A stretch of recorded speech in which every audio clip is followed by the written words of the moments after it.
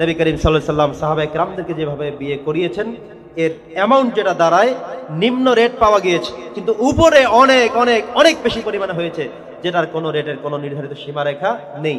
প্রত্যেকে যার যার যোগ্যতা, কোয়ালিটি, কোয়ান্টিটি আছে কি সেই অনুযায়ী কাজ করবে। কেউ কাউকে এইভাবে কোনো ইনসাল্ট করতে পারবে না। প্রিয় সুধী, সর্বশেষ একটি কথা বলেই আমি আমার আলোচনা ইতি টানব। কিছুদিন আগে আমরা পত্রিকার মধ্যে একটা সংবাদ দেখেছি যে 1 টাকার মহারানা, কি বলেন তো, 1 টাকার মহারানা, 1 টাকা মহারানা করে বিয়ে হয়ে গেল। মুহাদ্দিসদের ফতোয়া হলো এই সমস্ত হাসি ঠাট্টা শরীয়তের গণ্ডির মধ্যে এসে করার কারো জন্য কোনো সুযোগ নেই, বরং তিনি শরীয়তের অবমাননা করার কারণে তিনি গুনাহগার হবেন। কথা কি বুঝতেছেন? এখানে একটি গুরুত্বপূর্ণ বিষয় আছে।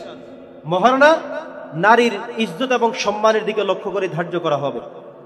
স্ত্রী যদি মনে করেন যে না, আমি তোমাকে সবটাই মাফ করে দিলাম, তুমি 5 লক্ষ টাকা মহারানা ধার্য করেছো, আমাকে টাকা দেওয়া লাগবে না, আমি তোমাকে সব মাফ করে দিলাম, হয়ে যাবে, কোনো কথা নাই, এখানে কোনো টেনশনের কোনো কারবার নেই, শেষ হয়ে যাবে। কিন্তু আপনি 1 টাকা মহারানা ধার্য করবেন, এটা কোনো হতেই পারে না।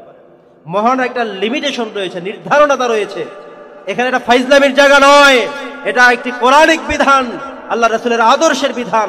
এই বিধানের জায়গায় এসে আপনি হাসি করবেন, ঠাট্টা করবেন, 1 টাকার মহারানা দিয়ে পত্রিকায় পেপারে উঠাবেন, মানুষকে ইনসাল্ট করবেন, এর কোনো সুযোগ শরীয়ত কাউকেই দেয়নি। এটার কোনো গ্রহণযোগ্যতা, এটা কোনো জায়েজ, এর বৈধতার কোনো শরীয়তের নিরিখে কেউ প্রমাণ করতে পারবে না। অতএব এমন কোনো মহারানা ধার্য করব না যে স্বামী এক ছেলে মেয়ের সাথে সম্পর্ক করে, তাদের মধ্যে একটা প্রীতিবন্ধন রয়েছে, ভালোবাসার সম্পর্ক আছে, তার মানে সেখানে তিনি 500 টাকা মহারানা দিয়ে বিয়ে করিয়ে ফেলবে, এটা হতে পারবে না।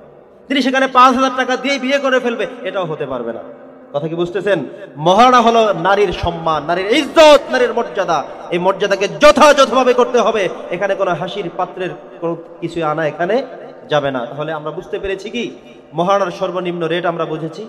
মহরে ফাতেমি আমরা দেখেছি, বিয়ের মধ্যে মহরের মধ্যে যত নিম্ন রেট করা হবে, যত কম ধার্য করা হবে, নবী করিম সাল্লাল্লাহু আলাইহি সাল্লাম বলেছেন সেখানেই থাকবে আল্লাহর বরকত এবং রহমত। পড়ি আলহামদুলিল্লাহ।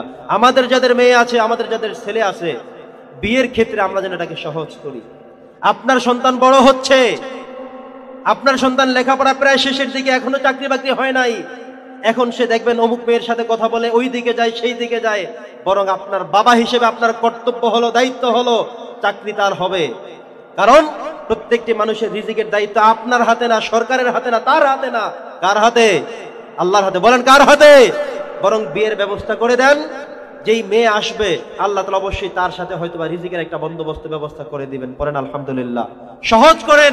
আপনার ছেলের এখনো চাকরি হয়নি, তো যেভাবে আছে ঠিক এমন একটি কোয়ালিটি সম্পন্ন মেয়ে বিয়ে দিয়ে অন্তত তাকে জায়েজ পন্থায়, বৈধ পন্থায়, শরীয়তের সীমার মধ্যে রেখে আপনি তাকে সামনে অগ্রসর হতে দেন।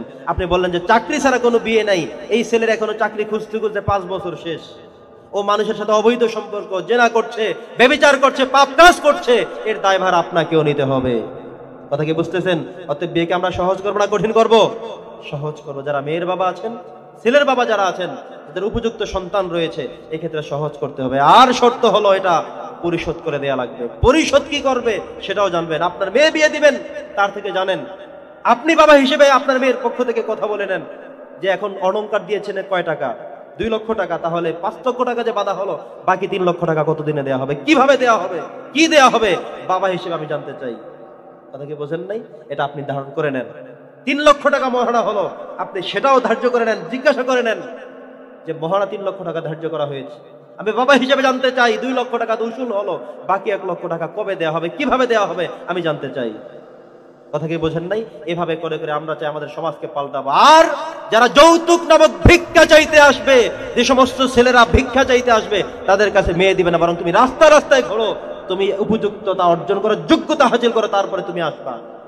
উল্টা যৌতুক খুঁজবে, তুমি খাওয়াবে, তুমি তার থেকে নিবা, এটা কখনোই হতে পারে না। আর যে সমস্ত ভগ্নিপতিরা বনাইরা আংটির জন্য, গলার স্বর্ণের জন্য বসে থাকবে, তাদের জন্য ধিক্কার, ধিক্কার এবং ধিক্কার আজকের মাহফিল থেকে। আমিন। ওয়া আখিরু দাওয়ানা আলহামদুলিল্লাহি রাব্বিল আলামিন।